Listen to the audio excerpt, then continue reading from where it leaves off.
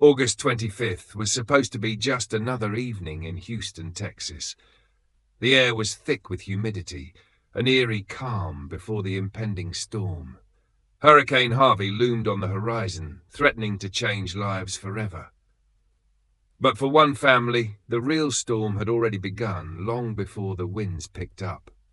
That evening, 32-year-old Emma Carter left the home of her boyfriend, Mark Reynolds. She never arrived at her destination. Somewhere between Mark's house and her ex-husband Jason's residence, where she had been temporarily staying with their 2 children, Emma vanished without a trace. No calls, no messages, just silence. Emma's life was in transition.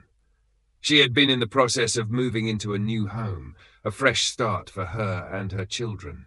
But renovations were taking longer than expected, forcing her to stay under the same roof as Jason Carter, her ex-husband, the father of her children, and a man who, by many accounts, had never truly let her go. Jason's love for Emma was deep, but some described it as more than just love. It was fixation, obsession. He had never accepted their separation, and though they co-parented their children, there was an unmistakable tension that simmered beneath the surface.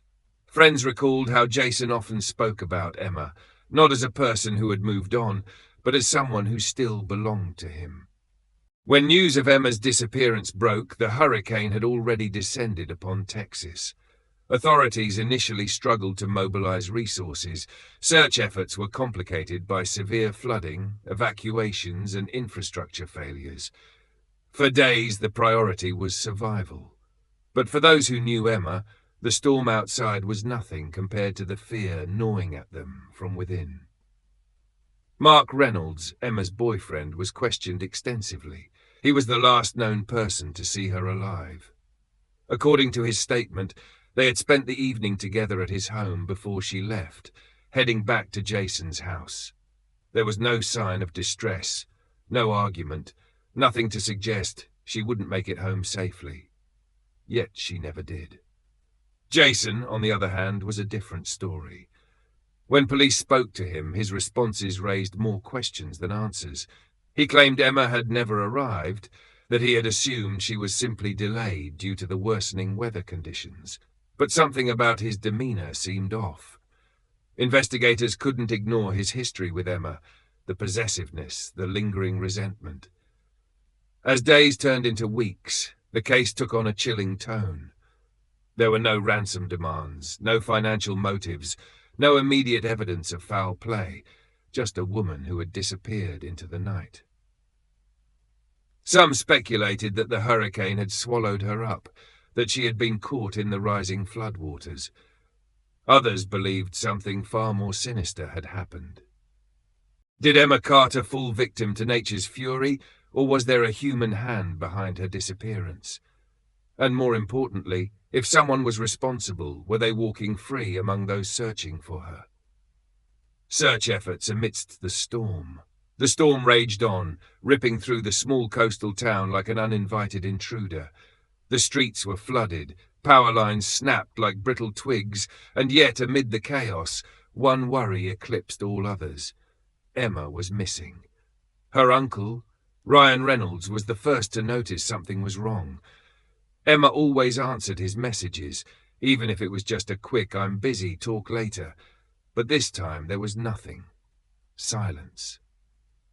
And in a world where silence often meant danger, Ryan didn't hesitate. He called the police. Despite the hurricane's wrath, friends and family braved the treacherous conditions, calling out Emma's name in the howling wind.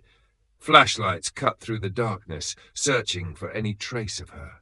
Was she trapped somewhere, waiting to be rescued? Had she left town before the storm hit? Or was something far more sinister at play? Investigators quickly narrowed their focus to 3 key figures in Emma's life. Jason, her ex-husband, had never truly let go. His jealousy was no secret, and he had a history of volatile arguments with Emma. Did his obsession push him to do something reckless? Mark, her new boyfriend, had been the perfect gentleman, at least on the surface. But relationships often held secrets, and investigators had to ask, Was Mark truly who he claimed to be? And then there was Ryan, the uncle who raised the alarm. His concern seemed genuine, but the police knew better than to rule anyone out too soon. Was his distress real, or was it a performance to cover up something darker? As the storm finally began to weaken, the search intensified. Every hour that passed without answers made one thing clear: someone knew more than they were saying. If you were investigating this case, who would be your prime suspect? Do you think the storm was just bad timing, or was it the perfect cover for a crime? Suspicion shifts towards Jason Carter. The case took a sharp turn when investigators discovered Emma's black Mercedes, abandoned in the parking lot of a Motel 6. The keys were left inside, the doors unlocked, a scene that felt too deliberate, too staged. Who would leave a luxury car unattended like that, in a place known for transient visitors and few security measures? It was as if someone wanted it to be found. Then came a crucial piece of evidence: security footage from a nearby Walmart. Jason Carter, Emma's longtime acquaintance, was seen purchasing a bicycle. At first glance, this might seem insignificant, until detectives realized the timeline. The theory: after ditching Emma's car, Jason could have used the bike to make his escape unnoticed, riding back home under the cover of darkness. It was a calculated move, a way to avoid security cameras that might have caught him on foot or calling for a ride. But the most damning evidence? Jason failed a polygraph test. Though not always admissible in court, failing a polygraph raises an undeniable red flag. Was he nervous because he was guilty, or was he simply overwhelmed by the pressure of the situation? Many suspects have crumbled under the weight of interrogation, but Jason's failure added fuel to the growing suspicions against him. Now the question remains: was Jason truly responsible for Emma's disappearance, or was he just an easy target in a more complex scheme? What do you think? Was the abandoned car a misdirection, or does it point directly to Jason's involvement? Let us know your thoughts. Breakthrough in the case: a shocking confession. For weeks, investigators had been piecing together the puzzle, following every lead, every clue. The pressure was building, and the weight of suspicion hung heavily over Jason Carter. Then, faced with the overwhelming evidence, he finally broke his silence. His confession was as chilling as it was heartbreaking. What came next painted a deeply unsettling picture. Instead of calling for help, instead of facing the consequences, Jason made a calculated choice. He disposed of Emma's body in a wooded area, abandoning her in the very nature that once surrounded their home with peace. And while the world outside carried on, their children, innocent and unaware, were left home alone, waiting for a mother who would never return. It took time, but the truth could not stay hidden. Investigators finally recovered Emma's remains in a heavily flooded area near Jason's house. The evidence, the confession, the tragedy, it all pointed to one undeniable reality: a life was lost, and nothing could ever make it right again. But one question lingers: was this truly a crime of passion, or was it something far more sinister? And more importantly, how do we recognize the warning signs of hidden violence before it's too late? What do you think? Was justice served in this case, or is there more to the story? Share your thoughts below. Trial and sentencing: justice or just another tragedy? The trial of Jason Carter was one of high emotion, conflicting narratives and painful truths. As he sat before the jury, his expression was one of regret, or was it merely self-preservation? He insisted the murder was unintentional, a tragic result of uncontrolled anger, rather than a premeditated crime. But the prosecution refused to accept this version of events. They painted a chilling picture. Jason had a history of controlling behavior, an obsession with Emma's actions, and a pattern of manipulation that suggested his rage was not spontaneous but something long brewing. The way he staged the crime scene, abandoning her car in a public place, purchasing a bicycle to discreetly return home, and leaving their children alone as if nothing had happened, pointed to a calculated effort to evade suspicion. This was not the act of a man who had simply lost control. This was the act of someone who knew exactly what he was doing. The jury deliberated for hours, weighing the evidence, the testimonies, and the arguments on both sides. But in the end, they reached a unanimous decision. Jason Carter was guilty of murder. The judge's sentence was severe but just, 50 years in prison. Under the terms of his conviction, Jason must serve at least 25 years before he can even be considered for parole, meaning the earliest he could walk free would be 2042. By then, his children would be adults, growing up without a mother and with only the shadow of their father's crime to define their early years. For Emma's family, the sentencing brought closure, but closure is not the same as healing. No number of years behind bars could ever bring her back, nor could it erase the pain inflicted on those who loved her. They were left with only memories and a lingering question: could this tragedy have been prevented? Domestic violence cases like this one force us to confront uncomfortable realities. So often the warning signs are there, subtle at first, then louder, more obvious, until tragedy becomes inevitable. The question is, why do we so often overlook them? Perhaps the bigger issue isn't just justice in the courtroom, but justice before it ever gets that far. How can we, as a society, do more to protect victims before it's too late? What do you think? Does this sentence bring true justice, or should Jason have faced an even harsher punishment? And most importantly, what can we learn from this case to prevent similar tragedies in the future? Let us know your thoughts.